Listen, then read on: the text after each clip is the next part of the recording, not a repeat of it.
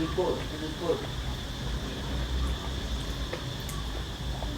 หน่วย7,000 2 หน่วย 14,000 กีบ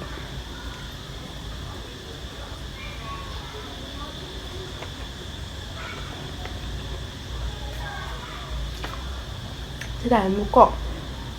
มันโมเคิมนะมันอยากเละๆอยากสุกแล้ว